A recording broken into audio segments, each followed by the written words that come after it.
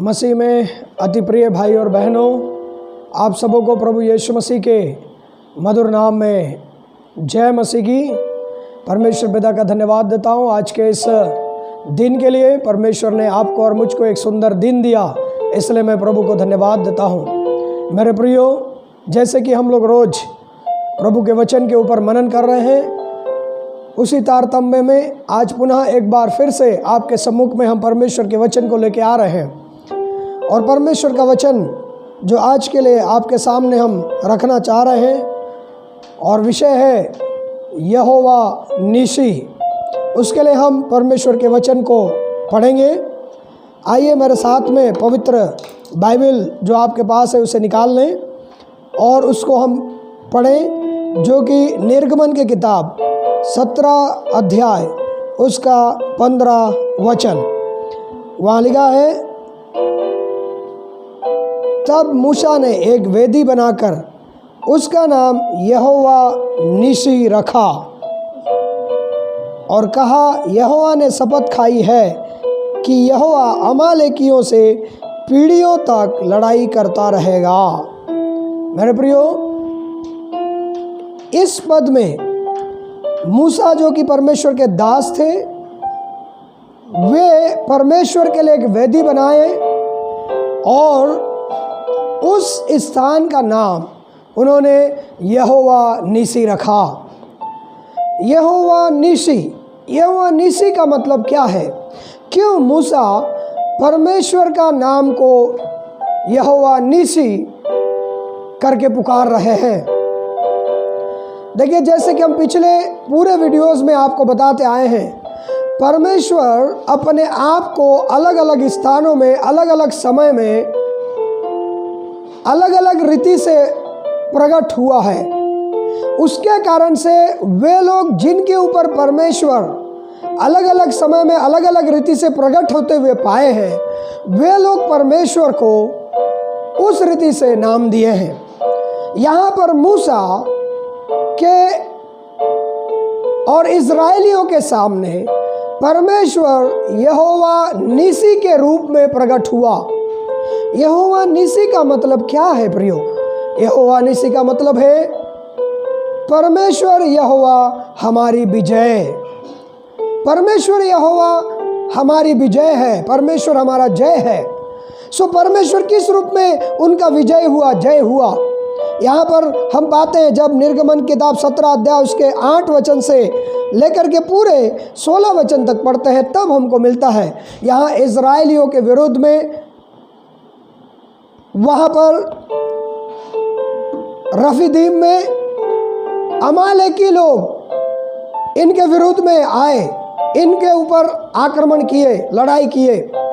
और ऐसे समय में परमेश्वर के दास मूसा ने यहोशू से कहा कि तुम कुछ लोगों को लेकर के उनसे लड़ाई करने के लिए जाओ, और मैं पर्वत पर बैठ करके मेरा हाथ का जो लाठी है उसको मैं उठाए रहूँगा। और ऐसा बताया जाता है, मूसा के साथ में हारून और हूर दोनों पहाड़ में चले गए और यहोशू अपने सेना को लेकर के लड़ाई करने के लिए गया। इस समय में जब जब मूसा का हाथ नीचे होता था, यहोशू और उसके सेना हार जाते थे। लेकिन जब जब मूसा का हाथ जब तक ऊपर रहता था, तब तक वो विजय को पाते थे। आखिरी में ऐसा हुआ, हूर और हारून ने मूसा के हाथ के नीचे एक पत्थर को ला करके टेका लगा दिए, और मूसा का हाथ ऐसा बड़ा हुआ था उस लाठी को पकड़ के, और यहोशू विजय को प्राप्त किया। इसलिए वहाँ पर मूसा ने कहा कि हम अपने आप से विजय को नहीं पाए हैं, हम अपने आप से जय को प्राप्त नहीं किए शत्रुओं से, परंतु परमेश्वर ने हमें इस युद्ध में विजय को दिया। आपके और मेरे जीवन में भी ऐसा ही एक अवस्था है। हम लोग भी इस संसार में एक युद्ध के रूप में हैं मेरे प्रियो। परमेश्वर के वचन, पवित्र धर्मशास्त्र बताती है, यदि हम इफिसियों की पत्री 6वें अध्याय उसके 12वें वचन को जब पढ़ते हैं, तब वहाँ पर लिखा गया है, क्योंकि हमारा यह मल्ल युद्ध लहू और मांस से नहीं, परंतु प्रधानों से और अधिकारियों से और इस संसार के अंधकार के हाकिमों से और उस दुष्टता की आत्मिक सेनाओं से है जो आकाश में है। मेरे प्रियो, हम भी इस वर्तमान समय में एक युद्ध में जी रहे हैं।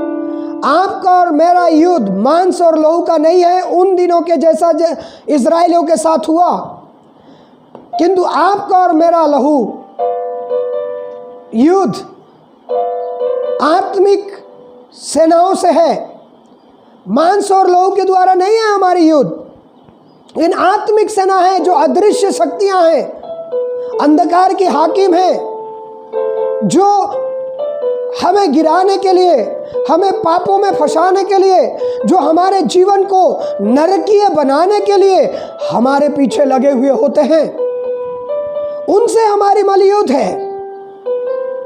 आज जबकि आप और मैं एक मसीह जीवन जी रहे हैं, आप अपने जीवन को थोड़ा जांचिए कि इस जीवन में कितने बार कई प्रकार की परीक्षाएं, समस्या आती है। हमको भी युद्ध करना पड़ रहा है। हम मानसिक रूप से कई बार लड़ाई करते हैं। कई ऐसे विचार हमारे मनों में आते हैं जिससे हमारा लड़ाई होता है। बाहर जब हम देखते हैं तो कई चीज हमको ऐसे दिखाई देता है जो हमारा विरोध होता है, उससे हमारी लड़ाई होती है। शारीरिक रूप में, आत्मिक रूप में मसीह व्यक्ति के लिए एक चुनौती भरा जीवन है, एक युद्ध है। हम आत्मिक युद्ध में हैं मेरे प्रियो। जबकि आप और मैं एक आत्मिक युद्ध में लगे हैं, इस समय आपको और मुझको भी हथियार का जरूरत है। इस हथियार में आपको और मुझको सबसे अधिक, यहाँ पर जो हथियार भी लिखा गया है पौलुस के द्वारा 6 अध्याय का 10 वचन से, प्रभु में बलवंत बनो और आत्मिक हथियारों को बांध लो बोल के पौलुस भी बता रहे हैं। लड़ाई करने के लिए उस समय मूसा का हाथ को ऊपर उठे रहना जरूरी था, और लड़ाई में विजय होने के लिए वो हाथ में डंडा लिए हुए ऊपर उठे रहना जरूरी था। मेरे प्रियो, आज भी आपको और मुझको यदि इस आत्मिक लड़ाई में, इस संसार में जय प्राप्त करना है, तो एक व्यक्ति है जो आपको और मुझको जयवंत करता है, और वो कौन है आपको मालूम है? आप और मैं कई दफा हारने के लिए रहते हैं। उस व्यक्ति को पहचानिए जो आपको और मुझको जय दे सकता है। Who is that person? वो कौन व्यक्ति है जो आपको और मुझको जय दे सकता है? यदि हम कुरिन्थियों की पत्री को थोड़ा देर के लिए पढ़ते हैं तो दूसरा कुरिन्थियों उसका 2 अध्याय उसका 14 वचन में ऐसा लिखा है, मैं जो आपके लिए पढ़ना चाह रहा हूं। परंतु परमेश्वर का धन्यवाद जो मसीह यीशु में सदा हमको जय के उत्सव में लिए फिरता है और अपने ज्ञान की सुगंध हमारे द्वारा हर जगह फैलाता है।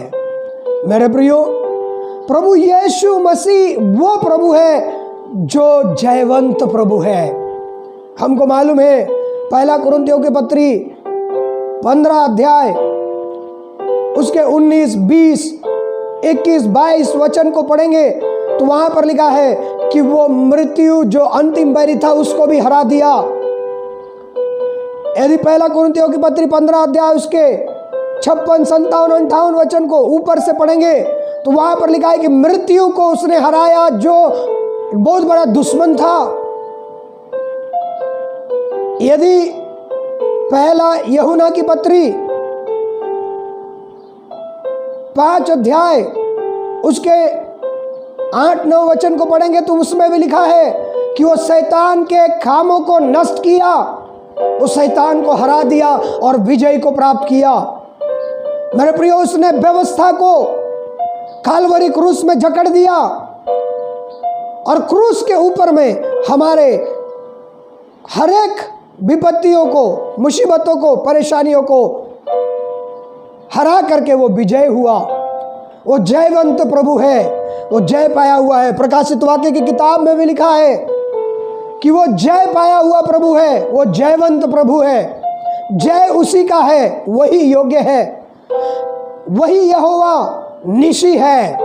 पुराने काल में यहोवा परमेश्वर मूसा पर यहोवा निसी के रूप में प्रकट हुआ। नए नियम में प्रभु यीशु मसीह उसको आपको और मुझको प्रकट कर दिया और वो यहोवा निसी बन गया। मृत्यु को हरा करके, पाप को हरा करके, श्राप को हरा करके वो जयवंत से बढ़कर प्रभु है और आपको और मुझको जय दिलाने वाला प्रभु यीशु मसीह है इस पृथ्वी पर।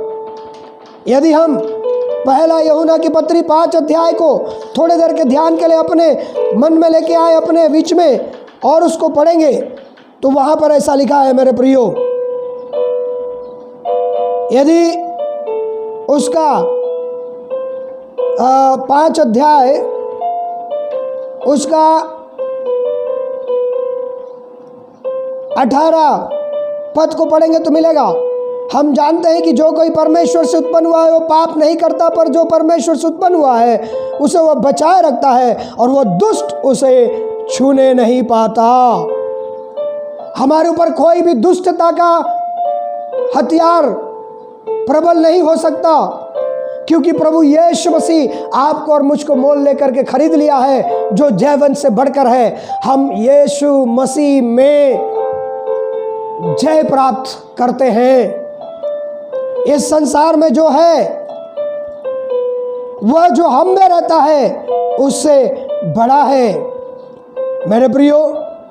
इसलिए आप और मैं इस संसार के ऊपर में जय पाने के लिए, चाहे वो मृत्यु हो, चाहे वो बीमारी हो, चाहे वो श्राप हो, चाहे वो गरीबी हो, चाहे वो और कोई दूसरा प्रकार का समस्या क्यों ना हो, यदि हम उससे जय चाहते हैं तो यीशु प्रभु जो यहोवा निसी है वो आपको और मुझको जय दिलाएगा। यदि आप और मैं उसके ऊपर विश्वास को लाते हैं, यदि आप और मैं उसके ऊपर जय को प्राप्त करते हैं, मेरे प्रियो, आपको और मुझको वो जयवंत करेगा। मेरे प्रिय भाइयों और बहनों, यहोवा निसी परमेश्वर जो प्रभु यीशु मसीह है आपको और मुझको जय देगा। इसलिए हम उस प्रभु के ऊपर भरोसा रखें, विश्वास रखें और आज की इस परिस्थिति में भी उसकी ओर ताकते रहे, क्योंकि वो यहोवा निसी है। प्रभु यीशु मसीह विजय देने वाला है। इन वर्तमान परिस्थितियों से भी प्रभु आपको और मुझको विजय देगा। आप चाहे किसी भी परिस्थिति में क्यों ना हो, आपको उससे विजय देने वाला प्रभु यीशु है। इसलिए उसके ऊपर विश्वास करें। यदि आप उसके ऊपर विश्वास करते हैं तो वो आपको विजय प्रदान करेगा। यदि आप उस पर विश्वास करके उसके वचनों को पालन करते हैं, पवित्रता में जीवन जीते हैं, तो एक दिन सारे परिस्थितियों से विजय प्राप्त होके एक विजय जीवन जी करके, जयवंत बन करके प्रभु के साथ राज करेंगे। प्रभु इन वचनों के द्वारा आप सबको अधिकाई से आशीष देवे। आइए अपने आंखों को बंद करें, 2 मिनट प्रार्थना करें। हमारे जीवित अनुग्रहकारी प्रेमी पिता परमेश्वर, हम आपको धन्यवाद धन्यवाद धन्यवाद देते हैं प्रभु। इस संसार में हमें दुख और क्लेश तो होता है, परंतु आपने यूहन्ना 16:33 में कहा है, ढाढ़स बांधो क्योंकि मैंने संसार को जीत लिया है। मेरे प्रभु, आप इस संसार को जीत लिए प्रभु हैं, इसलिए हमें विजय देंगे प्रभु।